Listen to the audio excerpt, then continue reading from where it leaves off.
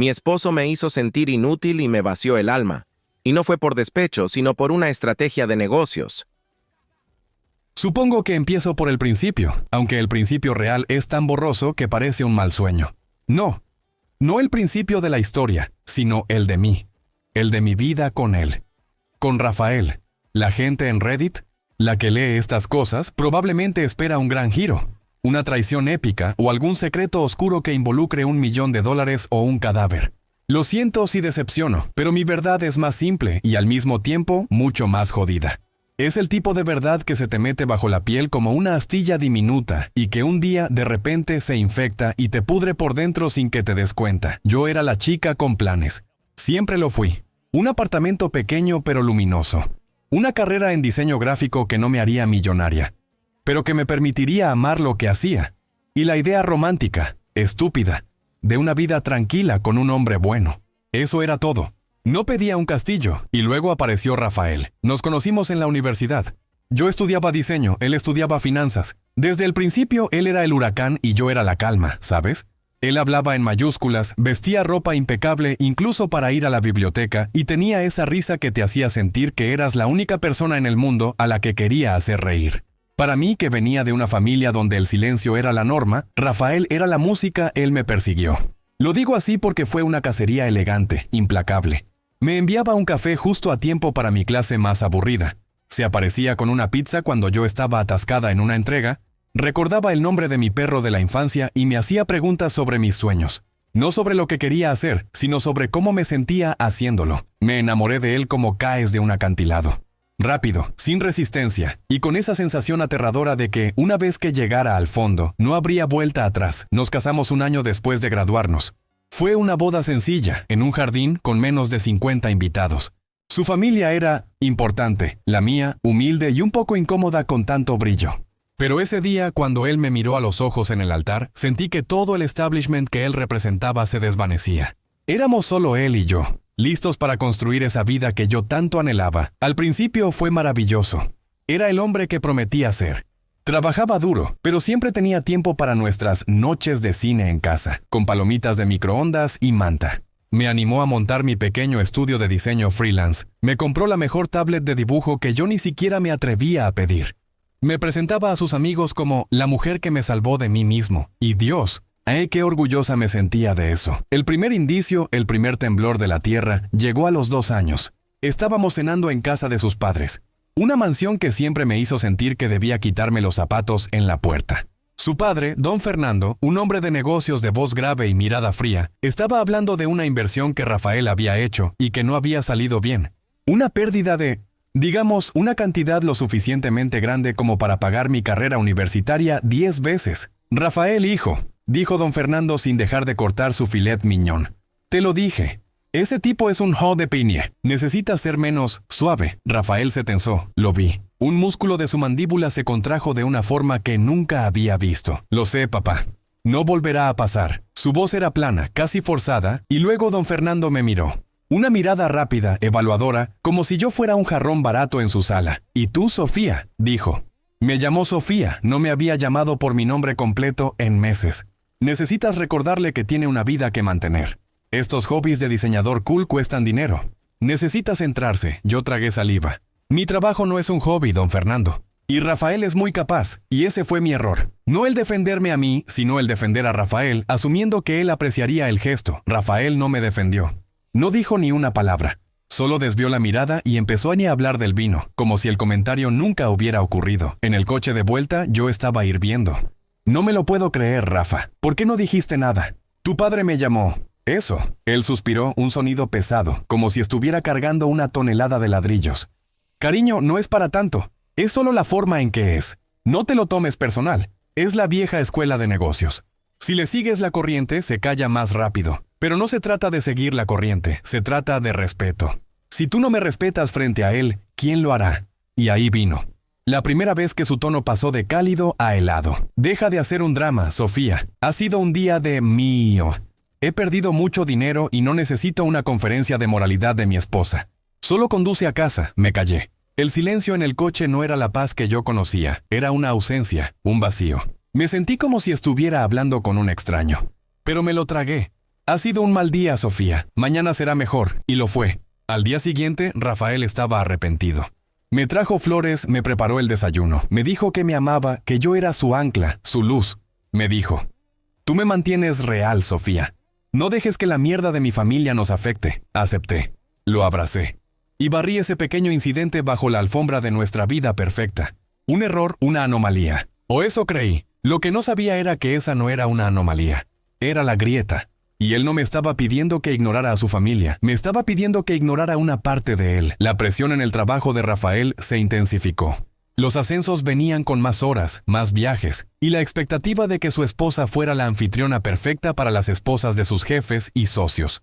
Dejé el diseño freelance porque parecía poco serio, y Rafael sugirió que me concentrara en la casa y en las relaciones sociales. Dijo que era su forma de apoyarme, dándome el lujo de no tener que trabajar. Me sentí halagada. O, para ser honesta, comprada. Mi vida se convirtió en una rutina silenciosa y dorada. Gimnasio, reuniones de caridad que no me importaban, organizar cenas para gente que apenas conocía. Dejé de dibujar. Los pinceles se secaron en sus tarros. La tablet se cubrió de polvo. Rafael cambiaba. Ya no era el huracán alegre, sino un ciclón de estrés y mal humor. La risa se fue reemplazando por resoplidos impacientes. Sofía, ¿qué te he dicho sobre esa camisa? Es de la temporada pasada. Tienes que vestirte para la posición que tengo, no la que teníamos. ¿Pediste carne de esa carnicería? Te dije que la de la esquina tiene mejor marmoleado. ¿Por qué no me escuchas? Los comentarios eran pequeños, punzantes. Nunca un grito. Nunca un insulto que pudiera señalar. Solo una crítica constante, envuelta en la justificación de que era por nuestro bien. Él era el que sabía. Él era el que estaba haciendo el sacrificio en el mundo brutal de los negocios. Yo solo estaba ahí para facilitar su vida. Un día, después de un mes de quejas sobre mi falta de atención al detalle, con la contabilidad doméstica, que era ridículamente simple, le pregunté: Rafa, ¿qué pasa? ¿Estás bien? Te siento tan lejos. Él se quitó la corbata, la tiró sobre el sofá de cuero con un tut sordo, y me miró con una expresión que era mitad cansancio, mitad desprecio. Lo que pasa, Sofía, es que estoy cargando con todo. Tú vives en una nube, ¿lo sabes? Yo tengo que lidiar con tiburones todos los días. Y llego a casa y tengo que lidiar con esto. Hizo un gesto vago hacia la sala de estar, hacia mí. A veces solo desearía que fueras un poco más perspicaz, como las otras esposas. Ellas entienden el juego. Esa noche me encerré en el baño y lloré hasta que la cabeza me palpitó. Las otras esposas, las mujeres vacías y perfectas que se reían cuando sus maridos hacían chistes horribles y que se vestían con etiquetas caras para ocultar el vacío de sus vidas. ¿Eso era lo que él quería? Que me convirtiera en una de ellas. Me di cuenta de que él no me había amado por ser su ancla real. Me había amado por ser una chica sencilla, maleable. Era un proyecto. Una vez que el proyecto se estancó o empezó a tener ideas propias, se convirtió en una molestia, y la astilla, la diminuta astilla, empezó a doler. Lo peor es que en este tipo de relaciones, el abuso no es físico, al menos no al principio. Es psicológico. Es la erosión lenta de tu autoestima hasta que ya no puedes confiar en tu propio juicio. Me decía: estás exagerando. Eso nunca pasó.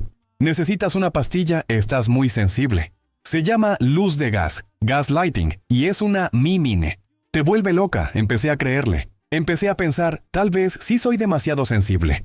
Tal vez soy una mala esposa. Tal vez, si me esfuerzo un poco más, si soy más perfecta, él volverá a ser el hombre que se casó conmigo. Me corté el pelo como a él le gustaba. Usé la ropa que él aprobaba. Estudié los mercados financieros para poder tener conversaciones perspicaces con sus amigos. ¿Y él? Él solo se alejaba más. Había una mujer en su oficina, Andrea. No me importaba la infidelidad física, honestamente. Había llegado a un punto en el que el sexo con él era una obligación, fría y funcional. Y me daba igual si se acostaba con un maniquí. Lo que me importaba era la conexión. Y él la tenía con Andrea. Él se quedaba hasta tarde, reuniones importantes. Pero un día, accidentalmente, o no, revisé su portátil. No buscando sexo, sino buscando la verdad. Encontré un chat de WhatsApp abierto en su escritorio. No era explícito. No había fotos de pomana ni nada así. Era mucho peor. Rafael, no sabes lo bien que se siente que alguien entienda la presión. Mi casa es un campo minado de emociones. Andrea, lo sé. Tu esposa debería estar más agradecida. No es fácil lo que haces, Rafael. Me gustaría que fuera más como tú. Enfocada. Sabes, a veces me pregunto por qué me casé con ella. Tontos errores de juventud. Ahí estaba. No la bala, sino la explosión. No era solo que me engañara. Era que sentía pena por él por estar casado conmigo. Él me veía como un error, no hice una escena. No le lancé el portátil. Lo cerré y me senté en el sofá, mirando el vacío. En ese momento, en esa quietud, la astilla se convirtió en un cuchillo. Y decidí que mi vida no iba a terminar siendo una pena para nadie. La decisión no me dio paz de inmediato, sino una frialdad horrible, quirúrgica. Me levanté del sofá y fui a la cocina. Me preparé una copa de vino y por primera vez en años, me senté sola y empecé a pensar no en cómo arreglarlo, sino en cómo escapar. Escapar de Rafael significaba escapar de todo. Él controlaba las finanzas, el apartamento, que era suyo técnicamente, y mi red social, que era básicamente la suya. Yo era una extensión de su marca. Si desaparecía, tendría que empezar de cero, sin dinero y con un divorcio complicado con una de las familias más influyentes de la ciudad. Sabía que no me lo pondrían fácil. Me verían como una ramera interesada, y Rafael usaría todo lo que tenía para aplastarme, pero la otra opción era quedarme y dejar que mi alma se asfixiara. Y eso, lo juro, me aterraba más que la pobreza. Empecé mi plan de fuga. Lo llamo el Proyecto Fénix. Primero tuve que simular normalidad. De hecho, tuve que simular mejor que normalidad. Me volví la esposa que él siempre había querido. Sonriente, impecable, atenta a sus necesidades. Rafa, te he preparado tu carpeta de viaje con todos tus documentos y la reservación del hotel que te gusta. Mi amor, ¿quieres que te acompañe al club a jugar golf? Me gustaría aprender. Él estaba encantado. Me miraba con esa satisfacción que tiene un coleccionista cuando su pieza más difícil de encontrar por fin está en su estantería. Eres la mejor, Sofía. Sabía que ibas a entender la importancia de nosotros. Mientras él estaba feliz con su maniquí, yo estaba desmantelando mi vida en secreto. Necesitaba dinero. No podía pedirlo a mis padres, son mayores y no tienen. La única fuente era él. Empecé a revisar meticulosamente sus finanzas. Como era la encargada de la casa, tenía acceso a una tarjeta de crédito, pero era solo para gastos domésticos. Comprar un billete de avión o alquilar un apartamento con ella sería una alarma instantánea, pero encontré la brecha. Rafael, en su infinita arrogancia, había delegado una pequeña cuenta de inversión de bajo riesgo que había abierto en mi nombre al inicio de nuestro matrimonio, supuestamente para mi futuro. Nunca la revisó. La usaba para pequeñas transferencias a la sirvienta o para pagar servicios inesperados. Pensó que con tener mi nombre en el contrato, eso era suficiente. Era una cuenta pequeña, pero suficiente para un inicio. Tenía unos $20,000, no un rescate, pero una balsa salvavidas. El problema era que, si movía esos $20,000 de golpe, la alarma saltaría. Así que empecé el goteo. Cada semana transfería $500, a veces $700, a una cuenta de banco online que abrí con una identificación falsa. Lo sé, muy ilegal, pero era desesperación. Lo justificaba en el sistema de Rafael como pago de proveedores de eventos o gastos de catering. La cantidad era lo suficientemente pequeña como para que se mezclara en el flujo de su dinero. Me tomó casi 5 meses reunir una suma decente. Mientras tanto, busqué un lugar para irme. No podía irme lejos porque no tenía contactos. Tenía que ir a un lugar donde mi diseño gráfico todavía pudiera ser útil, pero donde pudiera ser anónima. Elegí una ciudad a unas 3 horas de distancia. Lo suficientemente lejos como para que no me encontrara fácilmente, pero lo suficientemente cerca de la civilización. Busqué un pequeño estudio en la zona menos de moda. Pagué el depósito por adelantado con dinero en efectivo que saqué en pequeñas cantidades de diferentes cajeros automáticos, para no dejar rastro digital de una gran retirada. Me inventé una historia para el casero, que yo era una estudiante que necesitaba concentrarse en un proyecto de tesis. El siguiente paso fue la comunicación.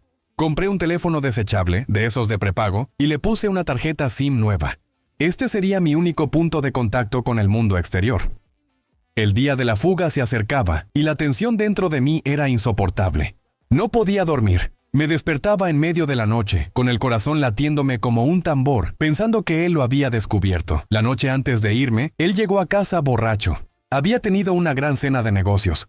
Entró en el dormitorio, se desplomó en el borde de la cama y me miró. Yo estaba fingiendo leer. Sofía, arrastró las palabras. Ven aquí. Fui, me senté a su lado. Olía a whisky caro y colonia. Él me tomó la mano.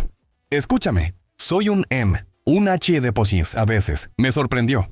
Era la primera vez que se describía con esa honestidad brutal. Pero todo lo que hago es por ti. Me apretó la mano con fuerza.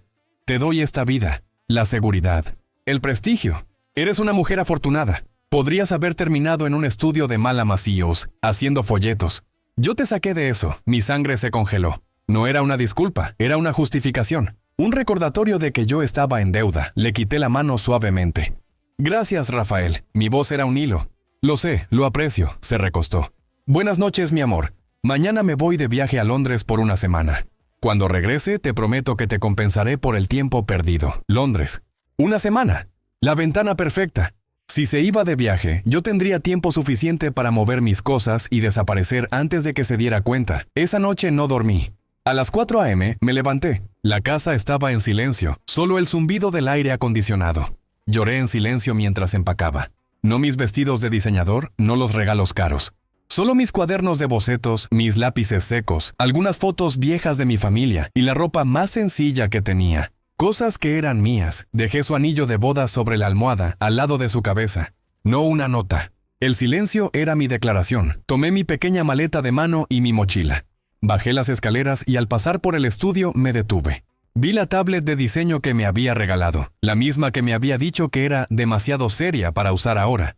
La recogí y en la pantalla, con el lápiz digital, escribí un mensaje: no soy un error. Te di la calma y tú elegiste la tormenta, luego la borré.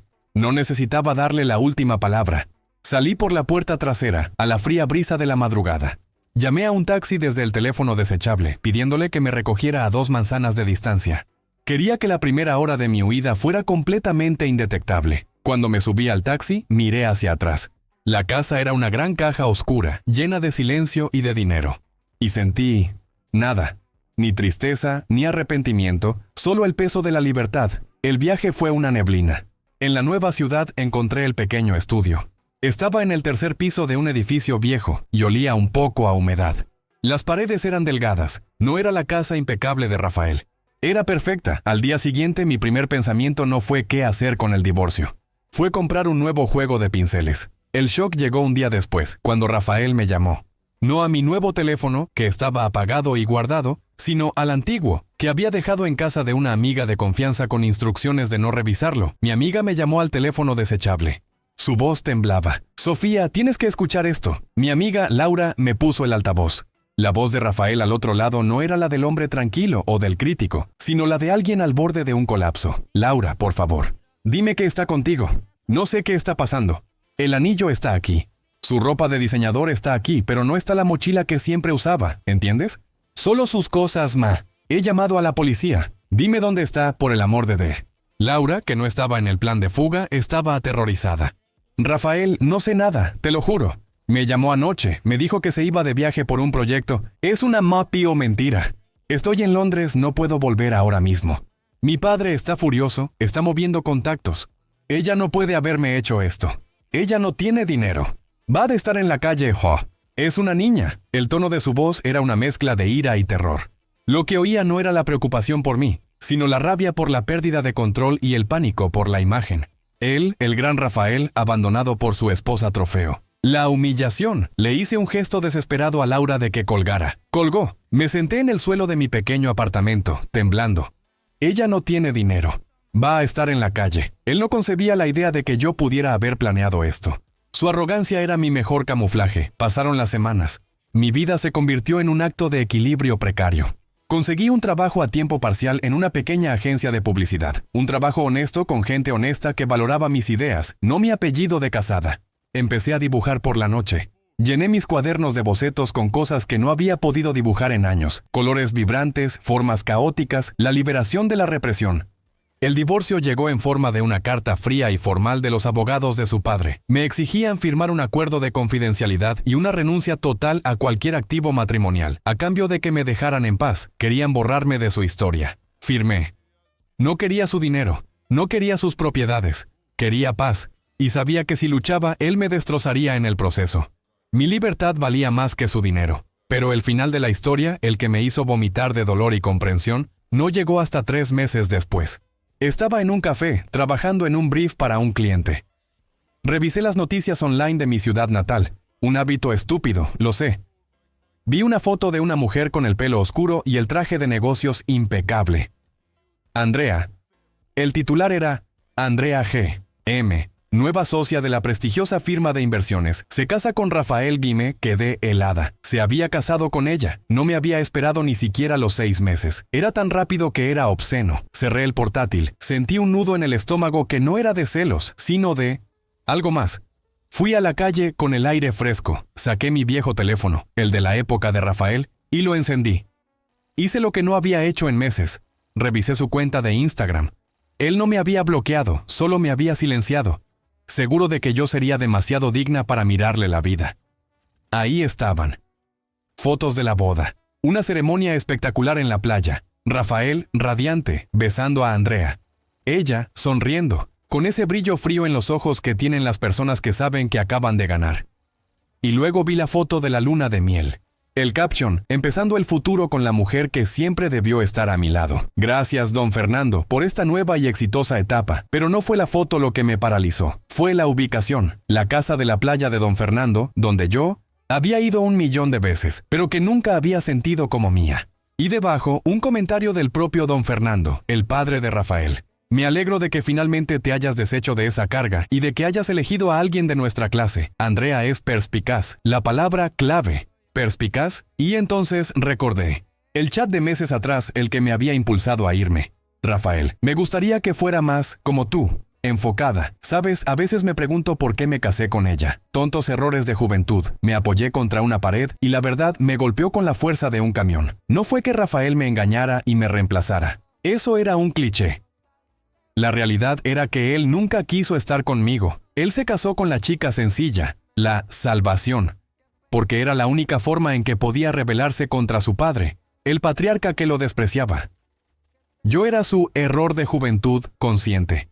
Su forma de decir, mira papá, no soy tú, amo el arte y la gente real. Pero cuando el negocio se puso duro, cuando el miedo a fallar se hizo insoportable, él no fue lo suficientemente fuerte como para mantenerse firme. Volvió gateando. Y el precio para ser readmitido en la familia y en el negocio no era solo casarse con una mujer perspicaz como Andrea, que su padre claramente aprobaba. El precio era desmoronar su error. Rafael me había saboteado intencionalmente, me quitó mi trabajo para que no tuviera ingresos, me aisló socialmente para que mi única red de apoyo fuera él, me desaprobaba constantemente para minar mi autoestima, todo sutilmente para hacerme tan miserable e inútil que, cuando llegara el momento, me fuera yo sola, o que fuera tan fácil deshacerse de mí, que don Fernando no pudiera culparlo de ser suave. Él no me odiaba.